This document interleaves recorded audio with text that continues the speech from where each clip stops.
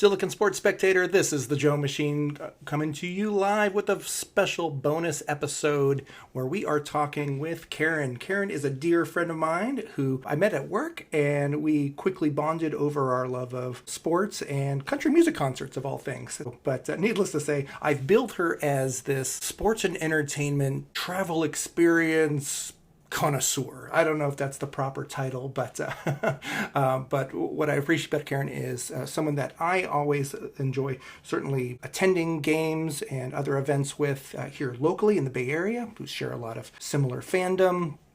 And but also what I appreciate is that Karen, when she does business travel or any sort of travel, it's always sports-centric. And so Karen, welcome to the show. Please to give us build upon that little introduction I just gave. Do you see yourself as a sports travel connoisseur like I billed you? Yeah, I'll take it. I mean, I don't know that I've ever considered myself necessarily like a travel expert. Maybe that's just because the things I enjoy when traveling are probably not the kind of things your average like Instagram influencer who considers themselves a travel expert does. But yeah, I guess you gotta build out your own niche. And I think, like you mentioned, I've been lucky to have a lot of work trips in the last few years. Sports fits in super well with that lifestyle, just because you can work during the day and there's always games in the evening. Obviously, when you're in dense areas with a lot of teams in places like New York, pretty easy to get around on public transit and kind of access a lot of stadiums. So I guess I've kind of grown into that. I guess as the years go on, you also just lean into your hobbies even more. So just kind of shamelessly recognizing that these are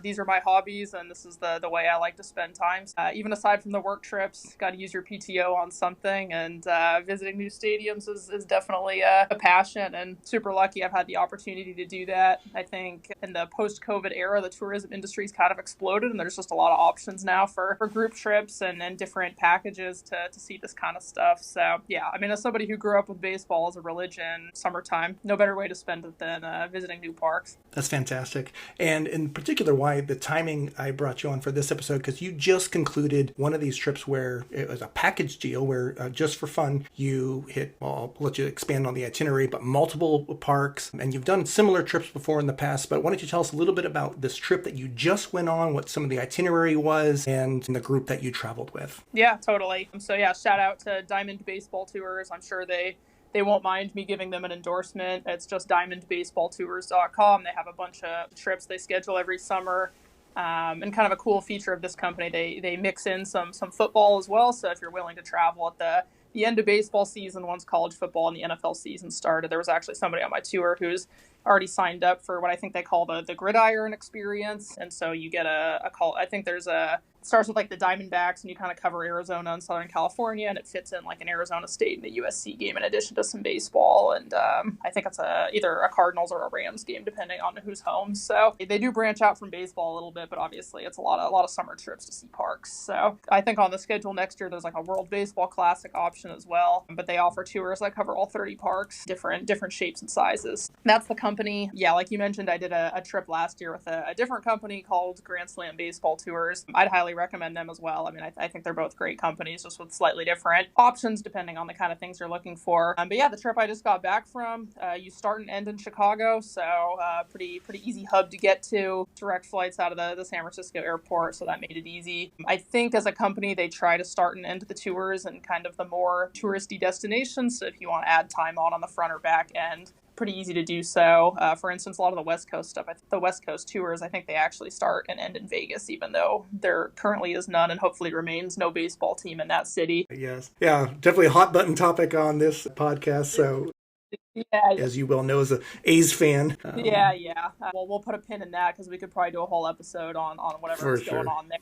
But anyways, the point being, I think they try to make it convenient to do other things if you kind of want to tack stuff onto the front or back end. So yeah, start and end in Chicago. That worked out great for me because the Giants were playing the White Sox on the back end, and I could stay for the whole series once I was already there. But we started in Chicago, started at Wrigley Field. It was an insanely hot day. A couple umpires had heat strokes, so sometimes you get a little unlucky with the weather. Coming from California, it's always, especially going to games in San Francisco, where you always have to bring a jacket. The Midwestern heat and humidity is definitely a whole new ball game, no pun intended. But it's hot, and it doesn't cool down at night. So summer travel when you're from a nice place like this is sometimes a little a little jarring. Obviously, we're used to the sun, but we don't really get those temperatures, especially in San Francisco. But yeah, we started at Wrigley.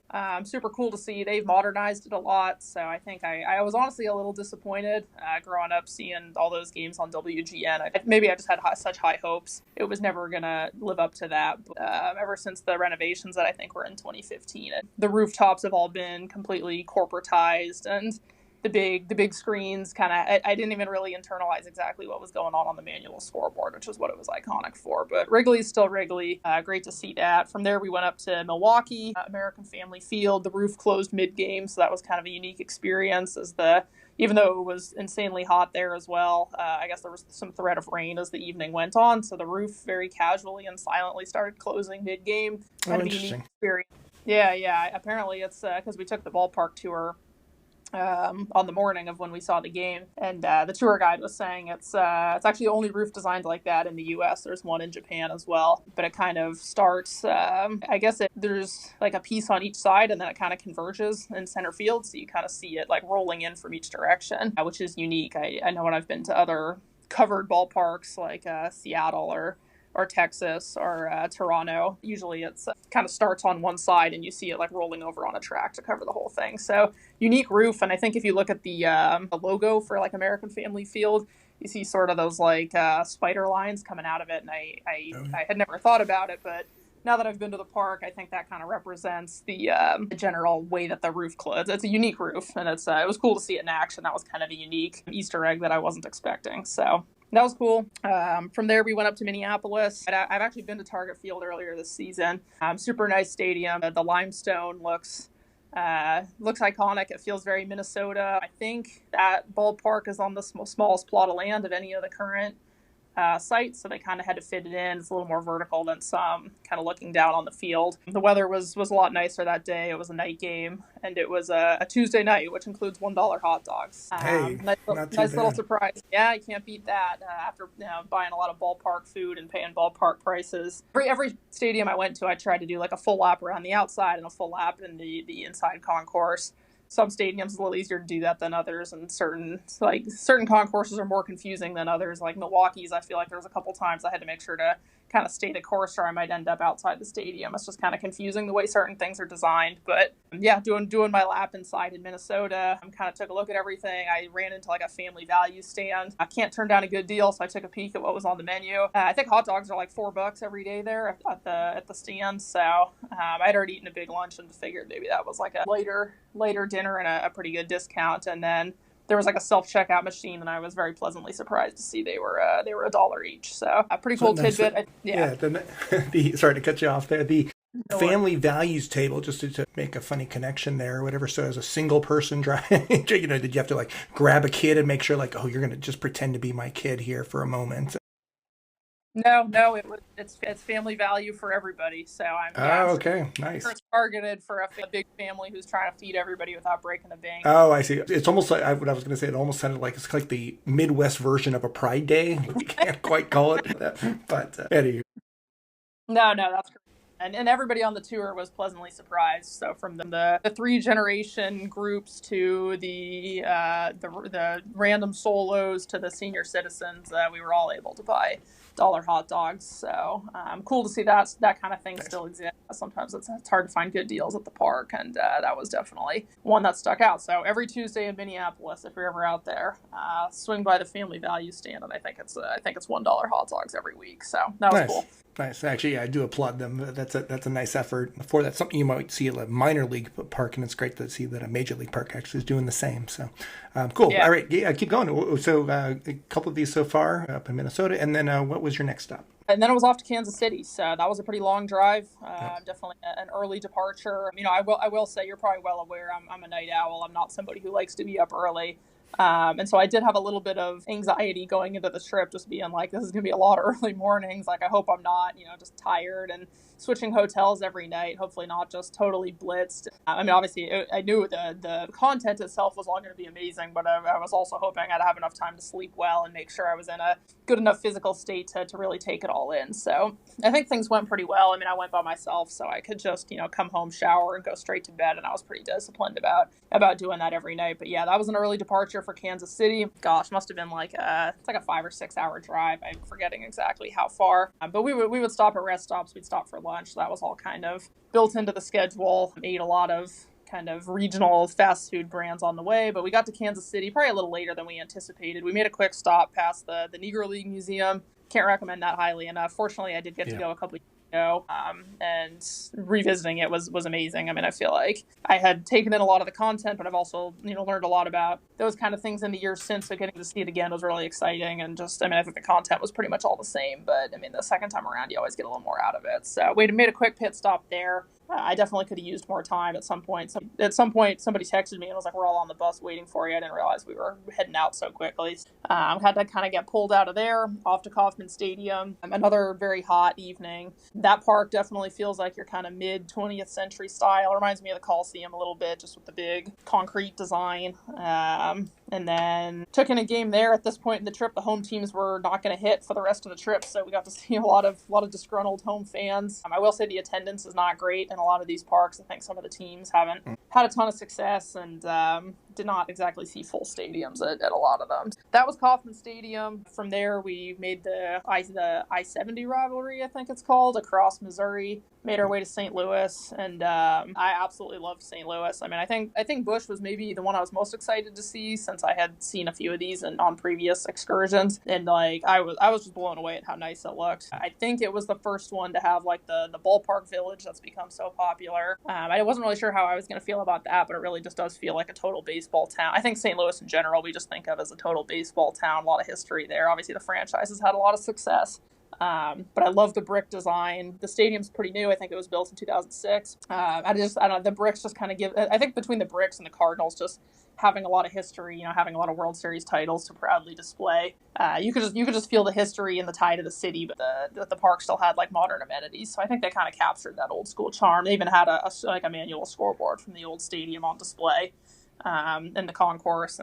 That experience, and we were there for a Cubs-Cardinals game. It was also brutally hot, and a lot of Cubs fans in attendance. I guess that's not a super long commute for that rivalry, but I loved Busch Stadium. I was definitely happy with what I saw there. And then it was back to Chicago, so back to Wright Field. Wright Field is kind of just a Yankee stadium without the history. I think the outfield, those big outfield panels kind of reminded me of Yankee Stadium. I think in both instances, there's not really much of a skyline, so it's a little bit enclosed for being an outdoor park, but got to see the Giants. At least they won on Friday night before dropping a few stinkers on the weekend. So the trip formally ended after on Friday night. Everybody was free to fly out on Saturday. A number of people left. A few people stayed around to do like a Wrigley Field tour or something else in Chicago before heading out. Obviously, I stayed for the Giants games. I even caught a soccer game at Soldier Field, which was a pleasant coincidence to be able to do that. And then the famous architecture tour in Chicago as well. So I got a little bit of touristy stuff, and then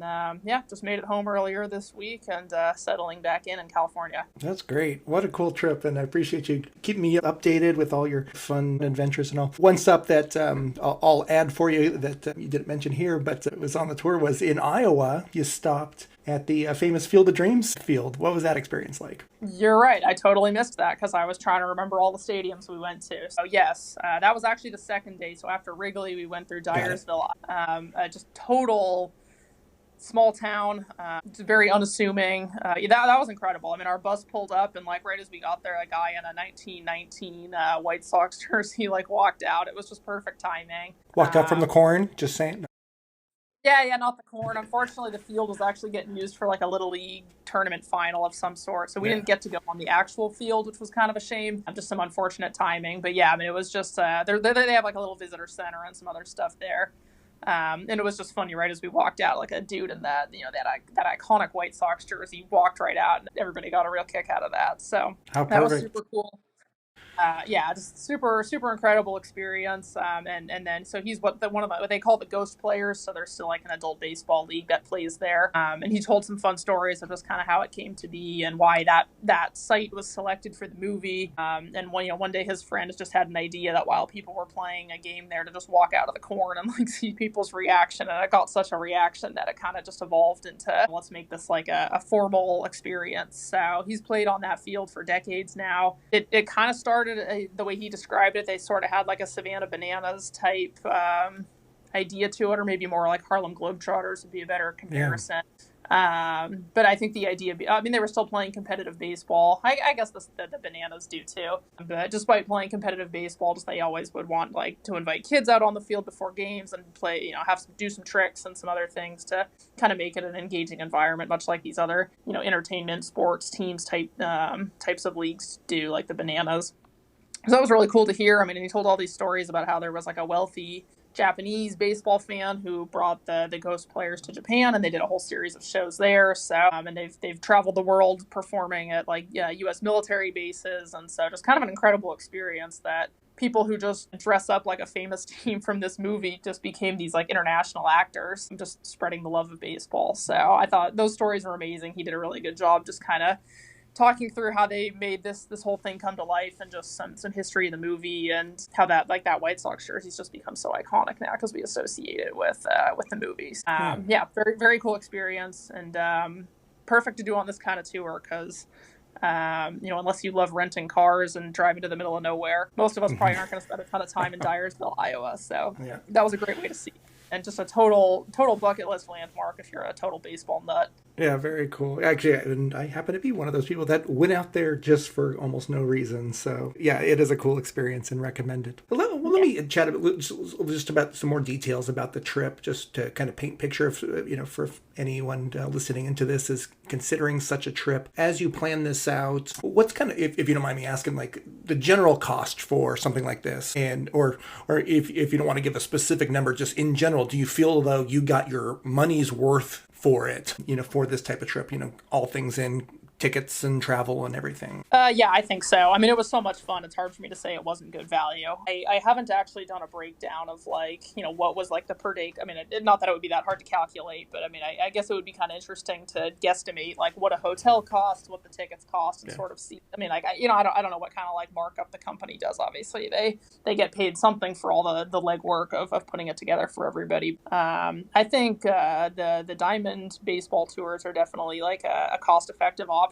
Grand Slam's a little more expensive. They stay in like really nice hotels in the downtown area, so you can walk home after the game. Like when we went to Toronto last year with them, we stayed in the hotel that's like in Rogers Center. So, like that's cool, a premium experience. I mean, I think that hotel is like $500 a night or something. It isn't cheap, but to get to do that and to eat breakfast, like they had an amazing breakfast there, like just kind of everything you could imagine, and getting to just eat a bunch of like, fresh berries and pancakes and everything while looking over the grounds crew kind of working on the diamond I think it's artificial turf, but they were still doing a bunch of stuff out there, and just seeing some pitchers warming up early for the game and stuff. I mean, that was just a super unique experience. Cool. So I think that's like the kind of higher end, but I think Diamond is pretty reasonable. I mean, they list all the prices on the site. You don't have to ask for a quote or anything. I had a private room for this one, so I think it was about $2,700.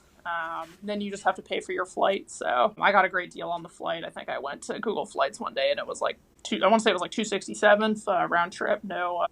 Wow. Cool. Over. So that was just a stroke of luck checking Google Flights. Yeah. And then from there, I think something interesting this company does is we stay more in the suburbs. So instead of like walking home, everybody has to find the shuttle after the game, and then we get driven to wherever our hotel is. So I think there's a lot of cost savings there. You stay in pretty nice hotels, or I mean, what I would consider totally nice hotels, but because you're not in like the downtown area, you save a lot of money. So being out in the suburbs of many of these cities, I think there's a big cost savings there. And because there's a bus that takes you everywhere, you don't have to eat the cost of an Uber to get to the game. So a lot of stuff there by doing it in a group. And yeah, I mean, I haven't actually done the breakdown of like what I think the hotel costs and the tickets cost to see what that is. But I mean, I feel like I got my money's worth. To me, it's like a dream vacation, and I think it's maybe cheaper than some of the competitors. The seats are very good. They're always in the shade. So if that's a concern, and I think certainly in summer travel, I think that's a huge piece of it. So no baking in the sun. It's plenty hot already. Yeah, in fact, I was going to ask about the tickets, for this. Obviously, so they buy the tickets, but do you have any say into where the tickets are? Like, I want to sit close to the first base line versus I want to sit in the outfield, or do they just are you sitting with your group in all of these stadiums, and do you have any control over the seat selection? Yeah, no say there. So yeah, I mean, I think pros and cons of doing things solo versus a group. Obviously, when you do it with the group, you're kind of everybody gets the same thing, can't customize it to your own thing. But I would say the seats are very nice. I mean, at Wrigley we were on the upper deck, but I think that's maybe preferable because you can see the whole field with kind of the old design ballpark. You don't want I don't know how much you can see. I mean, I was walking in the concourse before the game, and if you're sitting at the back of the lower bowl, I'm not sure how much you can see. I think every fly ball probably goes out of your line of visions. That was the only time we were not on the lower bowl. I think for the St. Louis game, we were a little bit more in the outfield corner, but beyond that, the tickets were all lower bowl, at least kind of in the general infield areas.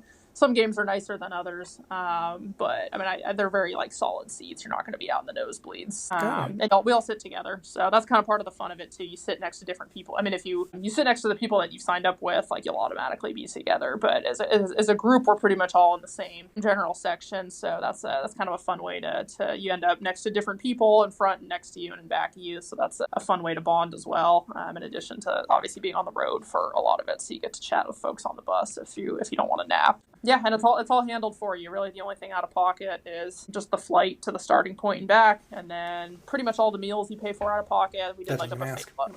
Yeah, we did a buffet lunch in Iowa before we went out to the Field of Dreams, and so that was a very Midwestern style menu, all you can eat. And so I think that was the only one that was covered by the company. Pretty much everything else was on your own, and a lot of the days lunch ended up being, I'm in a shopping center in Des Moines, Iowa, or some random suburb in between cities. That part of the country is pretty rural for a lot of miles. So once we could find a place that had a little bit more civilization, we would stop there. It's pretty much all the staples you would expect. A lot of Chipotle, Panera, Blaze Pizza, Jersey Mike's, kind of your all-American fast casual chains. Got to eat at a Culver's, which we don't have out here, so you get some of the regional flair as well. But yeah, I mean, lunch ended up being at some fast casual place in a shopping center, wherever we stopped.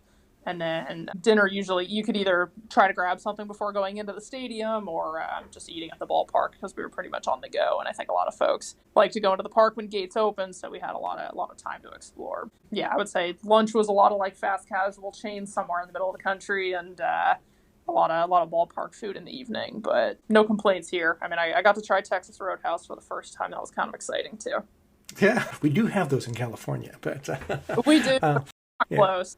Yeah, that's true. So let me ask about the group a little bit too, and the dynamics there. So again, you were traveling by yourself on this particular trip, but what's kind of the makeup of the trips that you've seen? Are there more seniors, or are there families? Kind of a mix, international travelers. What's kind of the level of interest here, and who's largely the demographic that makes up these trips? Yeah, I mean, if we're the first demographic that comes to mind is old and white, so that's the bulk of the group. But I would say within that there's some diversity. I think we had two different sets of people that were 3 generations, so a grandparent or two, their son or daughter, the grandchild as well. So that was kind of fun. Some multi-generational groups traveling together. A lot of retired couples. I think that's maybe the most common demographic. But yeah, some families. I mean, there was one grandfather taking his grandson, just the two of them. So you get some friends who go together, some families. Yeah, probably the most retired couples, but a fair amount of solos as well. I was actually impressed. There was a fair amount of older ladies who had all just signed up on their own. So a lot more than maybe I would have expected. I think it kind of works for however you want to do it. I mean, there was some larger groups that all came together, and a lot of solos as well, and I think it's appealing to a solo traveler. I mean, at least for me, I'm pretty rigid with my routine and stuff, and if the schedule didn't work with anybody I was close with, and for a trip like this, it was actually kind of nice to just do it by yourself because you had your own space, and it was a lot of getting home and dumping your stuff and getting up early in the morning. And because you're doing it with so many other people, it just makes it a super, super fun experience. I certainly wouldn't hesitate to do something by myself again. I think you're so on the go all the time. And I was actually impressed how many people had signed up by themselves. I think sometimes people are hesitant to go out on their own, but to me, this is a way more fun way to do it. I think I'd be really bored just driving by myself through all these places. So having somebody do all the driving for you and being around so many people who have a common interest definitely wasn't lonely or bored at all. There was plenty of entertainment at all times. So Yeah, it kind of works for everybody. I mean, I do think the demographics tend to skew older for sure, but there was a little bit of everything. I mean, I think anybody would have fun doing it. Very cool. Yeah. And how many are we talking? Is this like a group of 30, 100? What's it like? We had two buses that were pretty full, so it was Oh, about wow. 70. Funny enough, and this might segue into your next question. I mean, a bunch of us traded contact information or added each other on Facebook, etc. It's so funny because but a bunch of people have been posting about how amazing things were and all this stuff. And I clicked on somebody's post this morning, and somebody had commented like, "Oh, this is so fun, and I can't wait to do one next year." And like, I didn't even recognize her name or recognize the folks. So there was enough people. I didn't even get a chance to talk to everybody or meet everybody. A lot of it's just dependent on like, who you sit next to on the bus or who you're next to at the games. And those folks I talked to a lot. I think naturally you kind of become friendly with certain segments of people and then you start to hang out with them. But yeah, I mean, when the group's that big, you can't get to know everybody. But I mean, I talked to the host a lot, and he runs the company. And then there was just a certain subset of people I ended up hanging out with a lot. But yeah, big group, two full buses, so about 75 people total, I think. Very cool. All right, so then what's the tally now for your quest to hit all the baseball parks? So the 32, how many have you been to for a game? I am at, let's see, for a game, I think I'm at 23 now. I'm only missing Anaheim, Baltimore, the two Texas ones, the two Florida ones, and Atlanta. So I think I'm missing, is that 7? Yeah, I'm missing 7, so 23 for a game. I have taken the ballpark tour in Anaheim and Arlington. So it was only 5 I've like never set foot in. But as far as the game goes, I got 7 left, and I think I have a decent plan to get them all. So off the press, my team's doing an offsite in Los Angeles in August. The Angels are home that weekend, so pretty good excuse to head out to Orange County afterwards. I think I'll fly into LA, do the work stuff, get an Uber over to.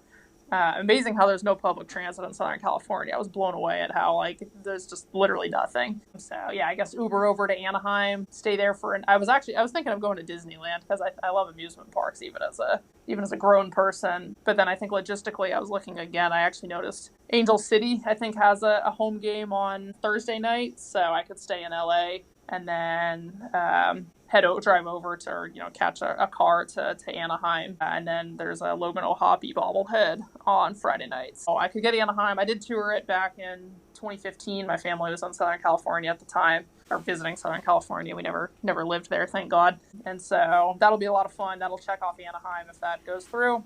And then the same company actually has what they call a Texas two-step tour. Incidentally, some folks that were on the tour with me this year have already voiced an interest in doing that one next year, so I think I've loosely been recruited to join them again, and that involves I think it includes Colorado as well, which is just kind of in the middle of nowhere and has to be included in some tours so they can say they go to all 30. Yeah. But it does that tour does include the 2 Texas ones, Atlanta, and the 2 Florida ones, which just leaves me with Baltimore. I go out to New York for work a lot, so I believe there's a matter of time. Yeah. So I've definitely heard of the one that goes New York to DC, and I'm assuming that one stops in Baltimore. I've never actually looked into the details, but at that point, that's going to be the only one that's left, and Camden Yards is kind of a good one to finish with. So yeah, that's the plan. Very cool. That's great. So of all the ones that you have visited and so forth, just at a very high level, is there a favorite park that you love, and no fair picking Oracle because of your hometown Giants fan, though it's up there in terms of how nice the park is. But yeah, just a favorite city or park that you want to give a shout out to. For sure. Yeah, but I think plenty of folks I talk to when I say I'm from the San Francisco area are quick to say that we have one of the most beautiful parks. So even bias aside, like the Coke bottle, the glove, the bay being right there with the McCovey statue and everything. I mean, you can't beat San Francisco just for raw beauty. And after that Midwestern heat, I was like, man, I will not complain about bringing jackets to games anymore. It's a lot better than sweating. So, but yes, I mean, you can't go wrong with Fenway. I mean, you can. It's not the most comfortable, but Fenway to me is just hands down the coolest vibe. I mean, I talked a little bit about Wrigley's renovations and just being a little, I don't know, I guess just a little disappointed. It didn't feel old necessarily, and I think old is good when it comes to baseball. Fenway to me still feels old. Obviously, they've renovated it, and it has some more modern amenities, but like just walking up to Fenway Park, you see the the Ted Williams statue. There's a bunch of banners on the side of the stadium celebrating their pennants, which were pretty much all a long time ago or recently. They've kind of had two waves of success. And then it's just even walking into the stadium, like the concourse looks old and like, it's been modernized, but I think they use a lot of like green panels and text, and just the text looks, it just kind of has that vintage vibe. There's a big picture somewhere of like, or like a painting of like Ted Williams with bottled root beer, and it just looks like it's straight out of some like 1950s diner. And so it has that like old timey feel to it. And I loved that. It's small, like it feels small. For one of the games, I sat in the seats that have been there since like 1946, and they're wooden and cramped, and just the wood's chipping a little bit. Like Fenway Park, like transports you back in time.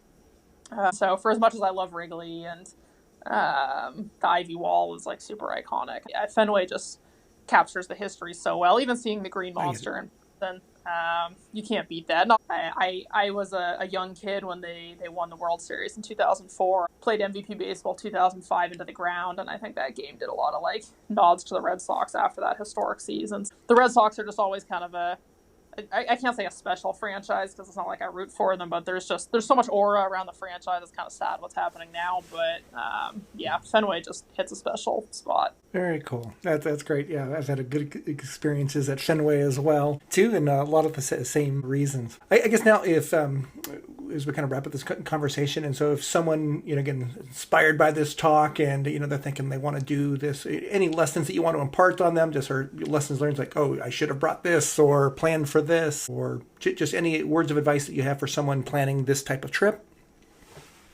But I would say do it. I mean, I think even there was a woman sitting in front of me on the bus who just signed up by herself. And like, she even said she's not like a massive baseball fan, but she just thought it was a super cool idea to kind of see the middle of the country. And baseball has so much history as America's pastime. And it's super, there's something super nice about just having somebody handle all the logistics and just getting to really take in the experience and get to chat with people and hang out on a bus rather than having to deal with any of that. So I think it's super fun. As far as advice for somebody giving it a shot for the first time, pack lightly because you're going to be moving a lot. I mean, certain tours have extra sightseeing days in these cities, but if you're going to do this one, we were pretty much on the go every night, always switching hotels. So yeah, pack lightly. Also, it's summertime. You're not going to need jackets and layers. So yeah, just be ready to be on the move. And yeah, beyond that, I think it was an absolute blast. I mean, as a massive baseball fan and a borderline obsessive with history and stadiums and learning all the ins and outs of things, I can't recommend it highly enough. And I think even just the stadiums and the thoughts that go into building them, and just the team's relationship with the cities and what it represents, I think just speaks so much to like the charm of each of America's cities, or at least each of the ones that have teams. So I really loved it. I don't know when I'm going to be in like Springfield, Illinois again, but getting to stop at like Abe Lincoln's house on the way back to Chicago, some really cool nuggets like that, just to really see the countries. Yeah, I mean, I think just pack lightly is probably my big suggestion, and then just get ready to have fun. Very cool. Well, and then another just a plug of my own worth mentioning, but since you were the one that introduced me to it, for tracking these and so forth, we both use this Memento app, and this is not a promoted thing, but encourage people to check this out. This is a great app just for tracking your attendance at different sports events, but also music events though too. So if you're checking out concerts and stuff in the area, you can invite friends and tag them if they joined you. But what's cool about it is as you accumulate more and more games, and so you get to track what your record was at all those. So if you can't remember like who won that game in 1992 or something like that, this has a nice connection where you can backlog things and gives a great history and some cool stats. Find out how you fare supporting your favorite teams too. So thanks for introducing me to the Memento app. If you want to follow me, I'm at Joe Machine on that app. You can see all my crazy events. And yeah, Karen, thank you so much. This is so cool. I love going to games with you, especially here locally. And you've made me a Giants fan, so thank you for that. And helped inspire this podcast. I just love our sports banter. And I think this was one of those outlets where it's like, this is perfect for it. So thank you for your time and for your contributions to this. We look forward to hearing more about your travels in the future. Any last words, Karen? No last words. Just don't look at our Sharks record on Memento. It's that's a tough true. road for us, but we persevere. So yeah, Thanks for having me. I'm just smiling, thinking about everything that happened on the trip, and definitely looking forward to our next ballpark adventures too. And we've made a lot of memories, and yeah, tracking all of it has been super fun too. I always get a kick out of looking at my own stats and all sorts of fun nuggets. It really helps relive all the crazy stuff that's happened. So sports has always been a great way to bring people together. I love the community that comes with it, and the passion, and getting to just be deeply happy or angry about something you have no control over, I think makes for a great hobby. So thanks for having me, and looking forward to your future episodes as well. Awesome. Well, thanks very much. On behalf of all our listeners, appreciate your time. For Still Looking Sports Spectator, I'm Joe. For Karen, we're out.